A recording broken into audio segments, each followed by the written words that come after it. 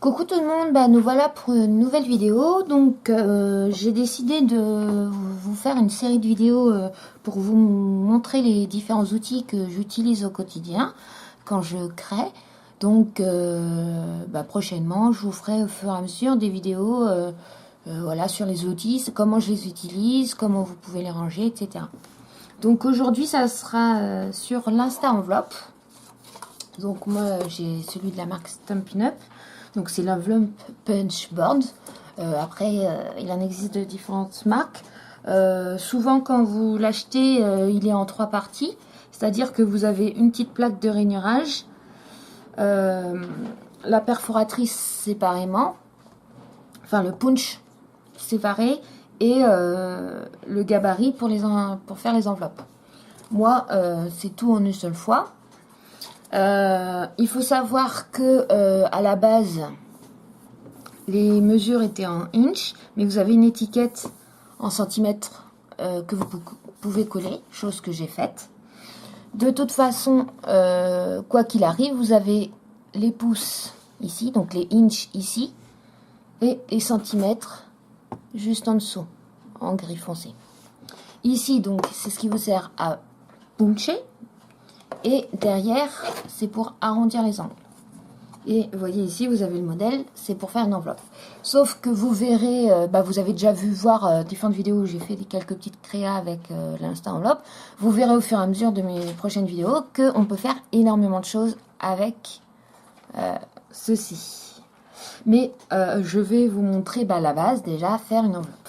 Alors, comme ça fonctionne, donc vous avez la planche et le petit plioir qui se glisse dedans. Donc pensez bien à les sortir. Donc vous avez la première colonne. Voyez ici, c'est card size, c'est-à-dire la taille de votre carte. Donc nous je vais vous faire une enveloppe pour une carte standard. Donc une carte standard,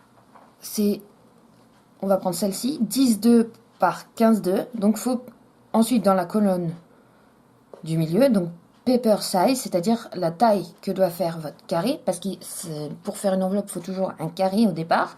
Donc là, il faut un carré de 21, 21.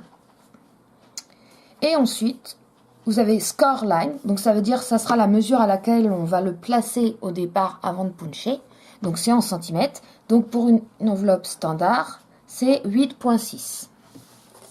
Donc, je fais un carré de 21 par 21.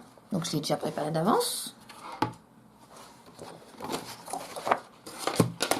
Donc je le place donc à 8,6 pour la première fois. Donc c'est l'équivalent de 3 pouces 3 huitièmes en inch. Ensuite je prends bien en main mon plioir et là on va tout simplement donc appuyer, ce qu'on appelle puncher, et on va placer le petit plioir dans le trou qu'il y a et il va se caler directement dans la fente et on trace. Donc je ne sais pas si vous voyez bien la marque de pliage. Vous voyez, donc quand on a punché, ça a fait un creux ici et après on a tracé. Et ensuite, on va tout simplement tourner notre feuille de 90 degrés dans le sens inverse des aiguilles d'une montre. Et cette fois, on n'a plus besoin de remesurer. On va aligner la petite biroute dans la marque de traçage qu'on a fait. Et ensuite, on refait la même chose. Donc, on punch et on trace. On tourne. On place. On punch et on trace. Et on fait pour la dernière fois la même chose. Donc, on place bien dans la rainure, on punch et on trace. Hop là. Et là, techniquement, votre enveloppe, elle est faite. Alors, soit vous laissez pointu, soit vous arrondissez les angles. Donc là, on va utiliser le derrière. On va utiliser le derrière du punch pour arrondir les angles. Donc ça, vous voyez, c'est les petits morceaux de papier quand on a punché. Et on va aller tout simplement caler, comme pour une perforatrice d'angle, caler notre papier. Et on appuie. Et vous voyez, ça arrondit notre angle. Non, là par contre, ça n'a pas bien fait. J'avais pas bien... Voilà. Vous voyez, notre ongle a un bel arrondi. Donc, pratique également, donc la perforatrice d'angle. Si jamais vous n'en avez pas, vous pouvez utiliser celle de Vincent. Là, on n'a plus besoin de notre plaquette. On va utiliser le petit plioir et tout simplement, on va rabattre tous les côtés. Alors, de préférence, c'est soit à l'extérieur, ceux du côté, les petits rabats, soit à l'intérieur. Mais il faut les rabattre. Vous voyez, il ne faut pas croiser. Il faut les rabattre. Soit on met les deux petits côtés à l'intérieur, soit on met les deux côtés à l'extérieur.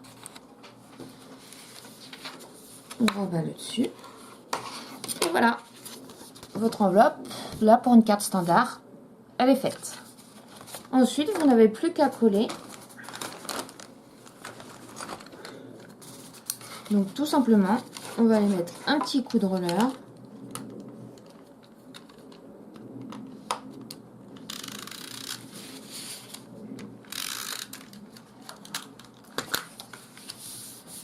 On appuie bien. On n'hésite pas, si on veut, à utiliser le plioir. Et voilà, notre enveloppe est faite. Et vous voyez, là j'ai pris le temps pour bien vous montrer et j'ai pas mis beaucoup de temps. Franchement, après une fois que vous avez le coup de main, une fois que vous avez compris le principe, en même pas 2 minutes, votre enveloppe elle est faite. Donc c'est plutôt sympa, c'est économique. Et puis c'est surtout si vous voulez faire des enveloppes dans du papier un peu joli, un peu décoratif, c'est plutôt sympathique. Donc voilà pour la partie enveloppe. Donc, mais vous verrez dans les prochaines vidéos que cet outil est vraiment super parce qu'on peut faire vraiment plein de petites choses très sympas, comme des petites pochettes, des petits ballotins, des nœuds, enfin bref, plein de choses. Voilà, donc j'espère que cette vidéo vous aura aidé, ou en tout cas vous aura plu. N'hésitez pas à me laisser un petit commentaire, à mettre un petit pouce bleu si ce n'est pas déjà fait, ou à vous abonner à ma chaîne. Voilà, je vous fais des gros bisous tout le monde, à bientôt.